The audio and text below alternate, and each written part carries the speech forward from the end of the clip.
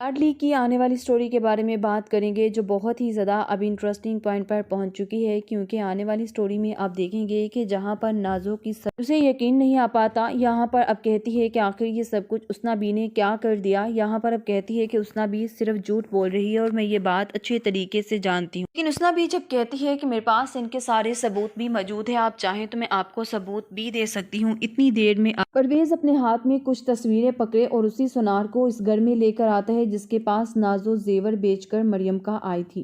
یہاں پر اب جیسے ہی یہ سب کچھ دیکھتی ہے تو اس کے لیے اور بھی بہت زیادہ حیرانگی ہوتی ہے اور کہتی ہے کہ آخر ایسا کیسے ہو سکتا ہے، یہ سب ممکن نہیں۔ یہاں پر اب پرویز کہتا ہے کہ ٹھیک ہے، اسنا بھی اگر جھوٹ بول رہی ہے تو تم مجھے ایک بات تو بتاؤ، آخر یہ سونار تو جھوٹ نہیں بول سکتا نا۔ یہ باتیں اب سن کر وہ کافی زیادہ پریشان ہو جاتی ہے اور کہتی ہے کہ آخر یہ سب کچھ کیسے ہو سکتا ہے، ایسا کیسے ممکن ہے، میں نے کبھی سوچا بھی نہیں تھا کہ ایسا بھی ممکن ہو سکتا ہے۔ یہاں پر کہتی ہے کہ آخر کیا ہو گیا ہے تمہیں پرویز، تم کیا کر رہے ہو، تم جانتے بھی ہو تم میرے گھر کے معاملات میں بول رہے ہو۔ لیکن ارسل اب بہت غصے میں آتا ہے اور کہتا ہے کہ نازو خاموش رہو، جو کچھ اسنا بھی نے کہا کیا وہ سچ ہے؟ یہاں پر اب اس کے پاس کہنے کے لیے کچھ نہیں ہوتا اور کہتی ہے کہ آخر میں کروں بھی تو اب کیا کروں۔ یہاں پر وہ خاموش کھڑی رہتی ہے، لیکن یہاں پر اب جیسے ہی وہ سونار کہتا ہے کہ ہاں اسی لڑکی نے میرے پاس زیور بیچا تھا اور اس نے مجھ سے رقم لے کر کسی کو دی تھی، وہ شخص بھی دکان پر ہی تھا۔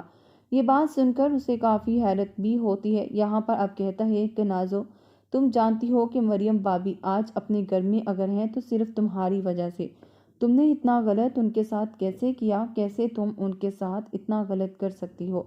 یہ بات سن کر وہ خاموش کھڑی رہتی ہے، اس کے پاس جیسے الفاظ ہی ختم ہو گئے ہوں۔ یہاں پر اب کہتی ہے کہ بھائی میں جانتی ہوں بہت بڑی مجھ سے غلطی ہو گئی۔ یہ بات سن کر تو اب صباحت ایک دم حیران ہوتی ہے اور کہتی ہے کہ تم نے اتنا غلط کیسے کیا، تم کیسے یہ سب کچھ کر سکتی ہو اور کیسے تم اتنا غلط کر سکتی ہو؟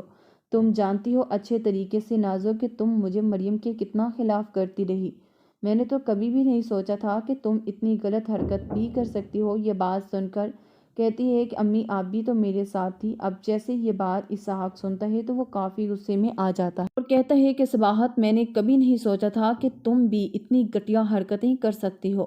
میں جانتا ہوں کہ مریم تمہیں پہلے دن سے ہی پسند نہیں تھی، لیکن تم اتنا اس کے ساتھ غلط کرو گی اس بات کا میں نے کبھی نہیں سوچا تھا۔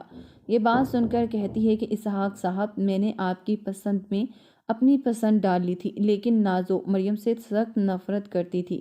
یہاں پر پرویز کہتا ہے کہ میں تو اس وقت ہی جان گیا تھا جب نازو مجھے بلینک چیک دے کر آئی تھی اور اس نے موبائل میری بہن کو نہیں دیا بلکہ اس نے یہ موبائل کسی اور کو دیا تھا۔ یہاں پر موبائل کا راز بھی کھل جاتا ہے جب ابرش کہتی ہے کہ موبائل تو نازو نے بائی کو دیا تھا شادی سے پہلے، لگتا ہے کہ یہ وہی موبائل تھا۔ یہ بات سن کر اب نازو تو ہر طرف سے برے طریقے سے پھنس چکی تھی، جس کے پاس اب اور کوئی آپشن بھی نہیں تھا۔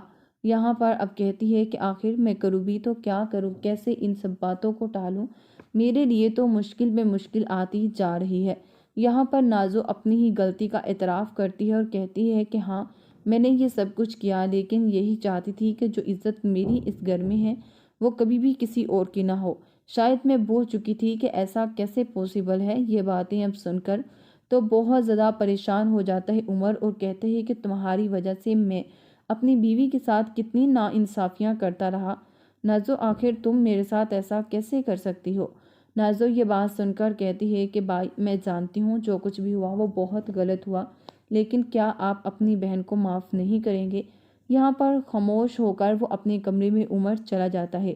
عمر جیسے ہی اپنے کمرے میں جاتا ہے تو بہت زیادہ پچھتاتا ہے اور کہتا ہے کہ میرا بچہ مارنے والی کوئی اور نہیں، میری اپنی بہن تھی جسے میں نے اپنے بچوں کی طرح پالا۔ مریم کتنا روتی رہی، کتنی اکیلی تھی، لیکن میں نے اس کی ایک بات بھی نہیں سنی۔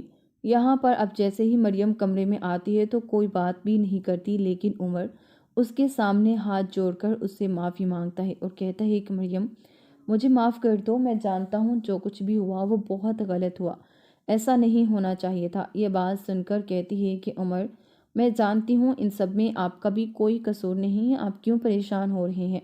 آپ کو پریشان ہونے کی ضرورت نہیں، مجھے پتہ ہے کہ اگر آپ نے کبھی بھی ایسا نہیں سوچا تھا تو پھر آپ کو شرمندہ بھی ہونے کی کوئی ضرورت نہیں ہے۔ आप रिलैक्स रहें, फिक्र क्यों कर रहे हैं। लाडली की आने वाली स्टोरी के बारे में बात करेंगे जो बहुत ही ज़्यादा अब इंटरेस्टिंग पॉइंट पर पहुंच चुकी है, क्योंकि आने वाली स्टोरी में आप देखेंगे कि जहां पर नाज़ो की उसे यकीन नहीं आ पाता, यहाँ पर अब कहती है कि आखिर ये सब कुछ उसनाबी ने क्या कर दिया। यहाँ पर अब कहती है कि उसनाबी सिर्फ झूठ बोल रही है और मैं ये बात अच्छे तरीके से जानती हूँ। लेकिन उसनाबी जब कहती है कि मेरे पास इनके सारे सबूत भी मौजूद है, आप चाहें तो मैं आपको सबूत भी दे सकती हूँ। इतनी देर में परवेज अपने हाथ में कुछ तस्वीरें पकड़े और उसी सुनार को इस घर में लेकर आता है जिसके पास नाज़ो जेवर बेचकर मरियम का आई थी। यहाँ पर अब जैसे ही ये सब कुछ देखती है तो उसके लिए और भी बहुत ज़्यादा हैरानगी होती है और कहती है कि आखिर ऐसा कैसे हो सकता है, ये सब मुमकिन नहीं। यहाँ पर अब परवेज कहता है कि ठीक है, उसना भी अगर झूठ बोल रही है तो तुम मुझे एक बात तो बताओ, आखिर ये सुनार तो झूठ नहीं बोल सकता ना। ये बातें अब सुनकर वो काफ़ी ज़्यादा परेशान हो जाती है और कहती है कि आखिर ये सब कुछ कैसे हो सकता है, ऐसा कैसे मुमकिन है, मैंने कभी सोचा भी नहीं था कि ऐसा भी मुमकिन हो सकता है। यहाँ पर कहती है कि आखिर क्या हो गया है तुम्हें परवेज, तुम क्या कर रहे हो, तुम जानते भी हो तुम मेरे घर के मामलात में बोल रहे हो। लेकिन अरसल अब बहुत गुस्से में आता है और कहता है कि नाज़ो खामोश रहो, जो कुछ उसनाबी ने कहा क्या वो सच है। यहाँ पर अब उसके पास कहने के लिए कुछ नहीं होता और कहती है कि